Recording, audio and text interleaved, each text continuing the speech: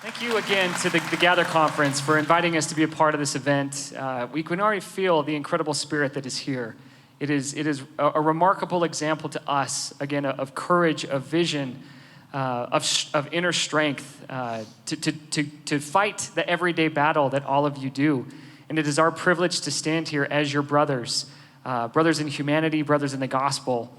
And we thought, as we thought through our set list, there was no better way to end this performance than a song that is very, very near and dear to our heart, has a very, very special message, but also a divine, it's a literal divine revelation of sorts in the world of songwriting. And there's no better person to introduce this than the man himself that wrote it, Stephen, if you would give some background on this song. Yeah, so I too am really grateful to be here. It's been really surreal for me to be here today. A couple years ago, we performed at a conference that had a similar theme, and at that point, I had not come out to the world. I was, these guys knew, some of my close friends knew, and my family knew, but nobody else knew, and that's how it was gonna stay. And then I was setting up this song, and it just poured out of my mouth, and I had no plan to have that happen. And so I came out to this room full of people, and it went well. And then what came from that was an article that was written about it with my permission, and then it was out to the world. And so I went from one paradigm to another paradigm pretty quickly, and it was really it was very much a healing experience for me, but it was also just terrifying, absolutely terrifying. And for me to sit here today and to know where I'm at in my journey now, and to feel what I'm feeling, and to see just how different I am compared to that younger version of myself is incredible to me. And that was really illuminated just sitting here and being with you.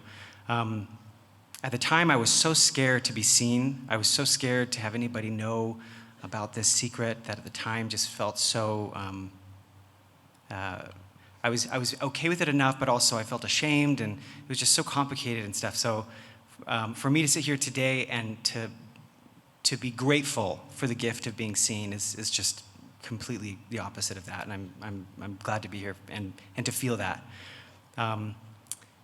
This next song grew out of a place of a lot of pain that I'm sure a lot of you can relate to. There was a time a couple years ago, maybe like 6 or 7 years ago, where about 2 years I was raging against God. Like I felt like he was getting away with something if I hadn't cursed him out that day. And like it was just like, he doesn't deserve that. I've got to So I just couldn't let go of this. I can't forgive you for what you did to me. This is not fair. There's no way out of this. There's no hope. And to feel like you're stuck in a place where no matter where you look, and you feel like there's no, you just want a break, you just want relief, you want something. And at the time, I didn't see any doorway, any moment of relief, and that was so hard for me. And so I pounded on God's chest for a while. So we were then preparing for an album, our prologue album, and as we were preparing to write the original songs for it, I was getting nervous because I was like, well, all of our albums, they always have some kind of hopeful underlining underneath them. And I was like, I don't know how I'm going to honestly be a part of this process, because by that point I was void of hope.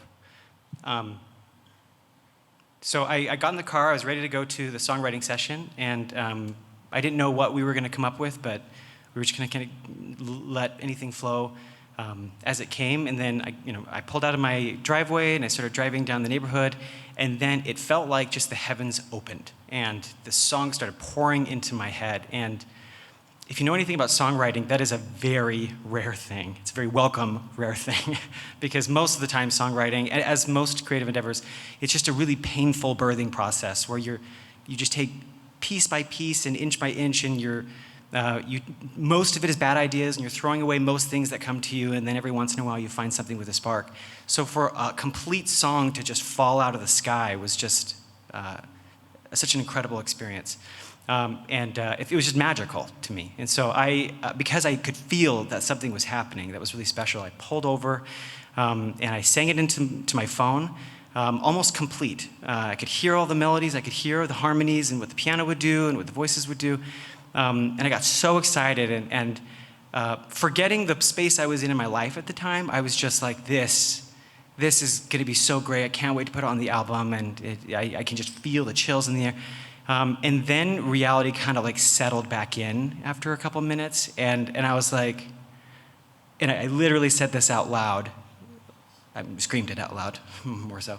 I was like, if this comes with strings attached, I want nothing to do with this song. If this means, like, by receiving this gift that I sense is from God, that we're on good terms now, or that I've like forgiven you, or that I'm ready to move forward, then you can take your song, and it can be our little secret. I can delete it from my phone. The guys will never know. The world will never know, and I can have yet another. I've done secrets before. I can do this,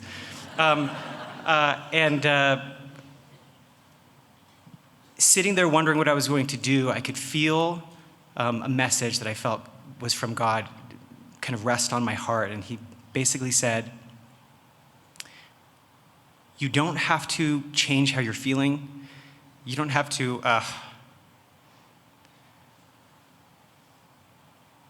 you can continue forward exactly how you've been moving forward.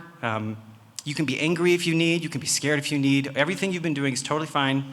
I just want you to have this message.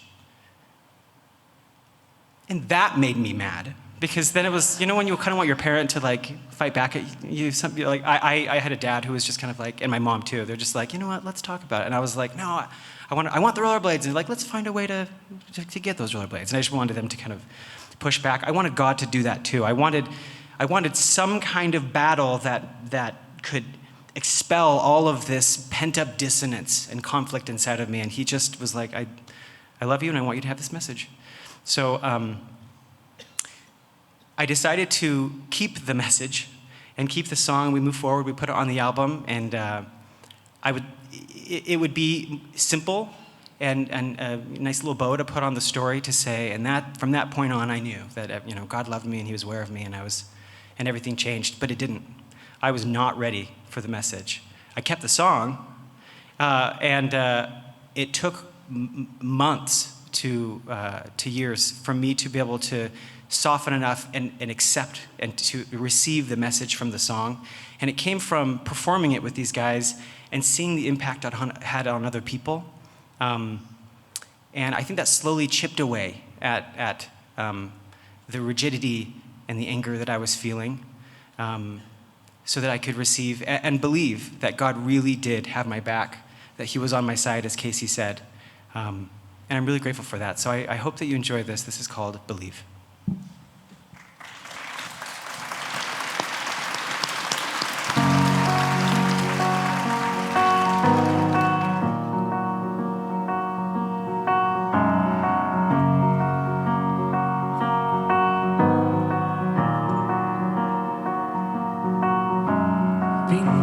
Beneath an empty gaze hides the need I long to face.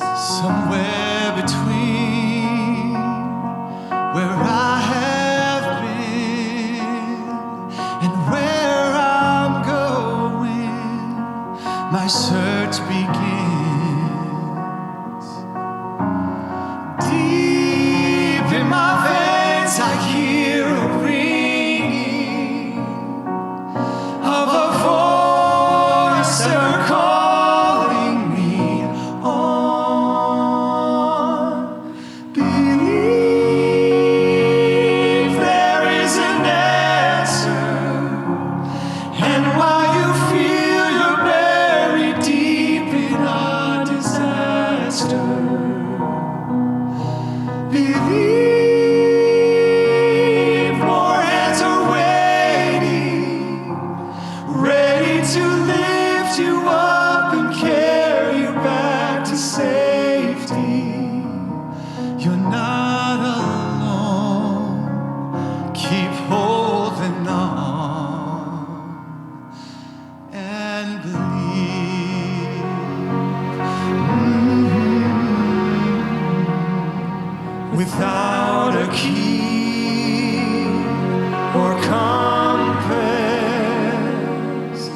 I take the lead into the darkness, a puzzle piece illuminates the next few feet that lie ahead.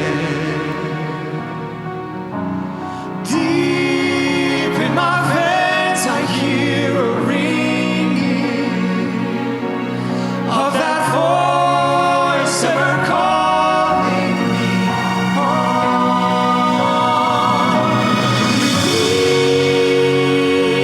If there is an answer, and while you feel you're buried deep in a disaster, believe more hands are waiting, ready to lift you up and carry you back to safety. You're not alone. Keep holding on. You're not believe.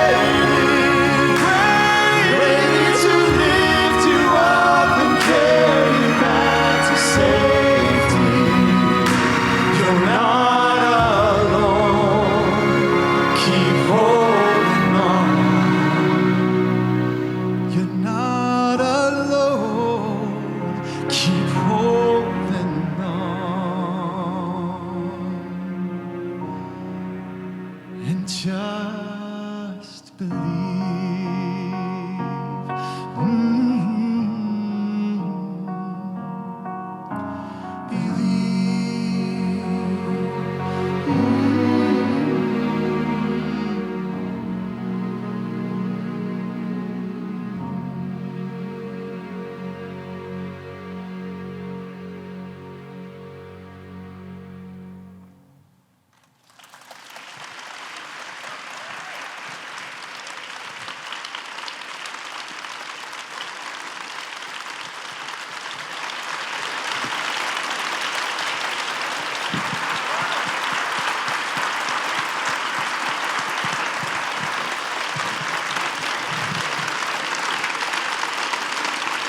Thank you again, everybody. Have a great rest of your Saturday. Thank you for having us. Love you guys.